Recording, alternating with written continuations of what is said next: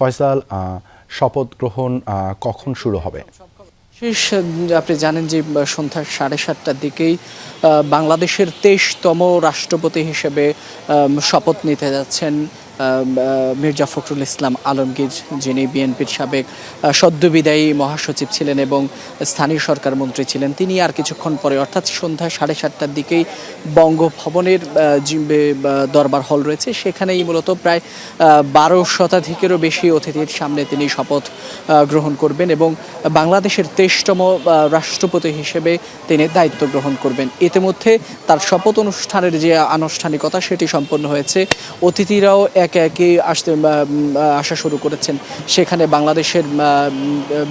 বাংলাদেশের যে সকল উচ্চবর সম্মানিত ব্যক্তিবর্গরা রয়েছেন, সুশীল সমাজ থেকে শুরু করে বিচারপতি কিংবা সরকারের শীর্ষস্থানীয় কর্মকর্তা থেকে শুরু করে বিভিন্ন রাজনৈতিক দল, সরকারের বিভিন্ন অঙ্গ সংগঠনের যে সকল ব্যক্তিবর্গরা রয়েছেন, তারা ইতিমধ্যে আসতে শুরু করেছেন বঙ্গভবনের উদ্দেশ্যে রাষ্ট্রপতির শপথ অনুষ্ঠানে অংশ নেওয়ার জন্য।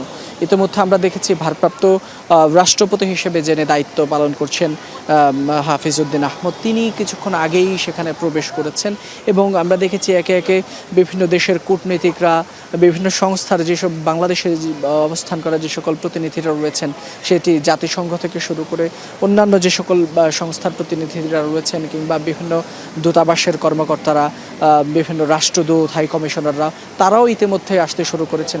সেখানে আমরা দেখছি যে প্রধান বিচারপতি এবং বিচারপতিরাও কিন্তু ইতিমধ্যে তারা একে একে প্রবেশ করছেন।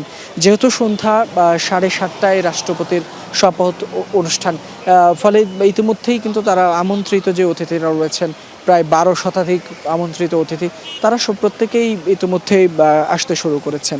আর যদি এর আগের কথা যদি বলি, আপনি জানেন যে গতকাল রাষ্ট্রপতির নির্বাচন হয়েছে জাতীয় সংসদ ভবনে। সেখানে রাষ্ট্রপতি হিসেবে বিএনপি থেকে মনোনীত প্রার্থী মির্জা ফখরুল ইসলাম আলমগীর, তিনি প্রায় 255 ভোট পেয়ে বাংলাদেশের 23তম রাষ্ট্রপতি হিসেবে নির্বাচিত হয়েছেন এবং তার প্রতিদ্বন্দ্বী যিনি ছিলেন 11 দলীয় ঐক্যের প্রার্থী এলডিপির চেয়ারম্যান কর্নেল অলি আহমদ, তিনি পেয়েছেন 88 ভোট। তো সেই ভোটাভুটির পার করে তিনি এখন বাংলাদেশের 23তম রাষ্ট্রপতি হিসেবে আর কিছুক্ষণ পরেই তিনি শপথ নেবেন এবং সেই অনুষ্ঠানের যে আনুষ্ঠানিকতা ইতিমধ্যে সেটি সম্পন্ন হয়েছে। আমন্ত্রিত অতিথিরাও কিছুক্ষণের মধ্যেই প্রবেশ করবেন। তো এই ছিল ফয়সাল, যুক্ত হবার জন্য বঙ্গভবনের বাইরে থেকে এবারে যাচ্ছি সাইফুদ্দিন রবিনের কাছে, যিনি রয়েছেন বঙ্গভবনের ভিতরে। রবিন, ফয়সাল যেমনটি জানলেন যে আমন্ত্রিত অতিথিরাও আসতে শুরু করেছেন, তো ভেতরে প্রস্তুতি কেমন দেখছেন? কোন কোন অতিথি এসেছে বলে আপনার চোখে পড়েছে? অনেকে এসেছেন যারা আসলে মূলত আজকের এই অনুষ্ঠানে প্রায় 1200 যে আমন্ত্রিত অতিথি, তাদের মধ্য থেকে বিভিন্ন গণমাধ্যমের ঊর্ধ্বতন কর্মকর্তা, রাষ্ট্রের বিভিন্ন পদে দায়িত্বশীল ব্যক্তিরা যেমনটি রয়েছে, বিভিন্ন রাজনৈতিক দলের নেতৃবৃন্দ রয়েছেন, আর যথারীতি বিচারপতি রয়েছেন। আর অন্যদিকে সংসদ সদস্য যারা রয়েছেন তারাও আসতে শুরু করেছেন আসলে এই দরবার হলে, বঙ্গভবনের দরবার হলে, যেখানে 23তম রাষ্ট্রপতি হিসেবে নবনির্বাচিত রাষ্ট্রপতি মির্জা ফখরুল ইসলাম আলমগীর শপথ নিতে যাচ্ছেন। তাকে শপথ পড়াচ্ছেন ডেপুটি স্পিকার কায়সার কামাল এবং অন্যদিকে সহকর্মী ফয়সাল যেমনটি বলেছেন যে ইতিমধ্যেই ভারপ্রাপ্ত রাষ্ট্রপতি হিসেবে যিনি দায়িত্ব পালন করছিলেন স্পিকার হাফিজ উদ্দিন আহমদ, তিনি এসে প্রবেশ করেছেন। এর বাইরে একটু উল্লেখ করতে হয় যে রাষ্ট্রপতি হিসেবে মির্জা ফখরুল ইসলাম আলমগীরের শপথ গ্রহণের পরপরই 4 জন মন্ত্রী পরিষদ সদস্য হিসেবে বা মন্ত্রী হিসেবে শপথ গ্রহণ করবেন। খানিক আগেই কথা হচ্ছিল মন্ত্রী পরিষদ সচিব নাসিমুল গনির সঙ্গে, তিনি নিশ্চিত করেছেন যে 4 জন শপথ নিতে যাচ্ছেন আজকে এখানটাতেই, অর্থাৎ এই বঙ্গভবনেই রাষ্ট্রপতি শপথ গ্রহণের পরপরই। এবং সেই মন্ত্রী পরিষদের সদস্যদের শপথের বিষয়টি পরিচালনা করবেন মন্ত্রী পরিষদ সচিব নাসিমুল গনি।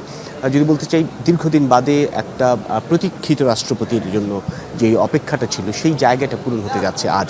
অর্থাৎ বিএনপির দীর্ঘদিনের আন্দোলন সংগ্রামে যিনি নেতৃত্ব দিয়েছেন মির্জা ফখরুল ইসলাম আলমগীর, তিনি রাষ্ট্রপতি নির্বাচিত হয়েছেন।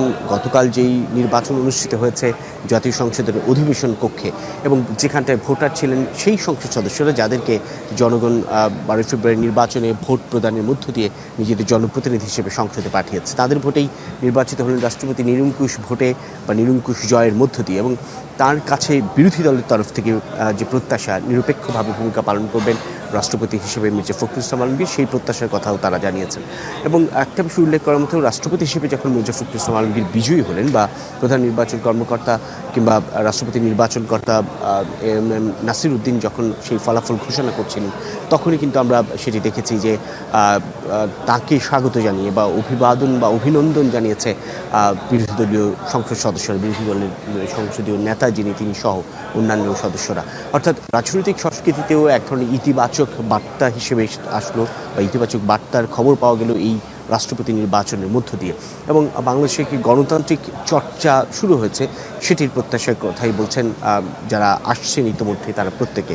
তাদের ভাষ্যমতে আমন্ত্রিত অতিথিদের যে মির্জা ফখরুল ইসলাম আলমগীর, তিনি রাজনীতিতে যেমন পরিচ্ছন্ন, সজ্জন, সৃজনশীল ব্যক্তি হিসেবে পরিচিত, তাকে যখন রাষ্ট্রের প্রধান হিসেবে দেখা যাবে বা রাষ্ট্রের প্রধান হিসেবে নির্বাচিত করা হলো, তখন তার কাছে প্রত্যাশাটাও অন্যরকম, যে তিনি সকল দল মতের মানুষের এক সম্মিলনে সব শ্রেণী পেশার মানুষের আস্থা সেটির বহিঃপ্রকাশ ঘটাবেন এবং তার প্রতি মানুষের যে শ্রদ্ধা, সেই শ্রদ্ধাটি অক্ষুণ্ণ রাখবেন, সেই প্রত্যাশার কথা জানাচ্ছেন প্রত্যেকে।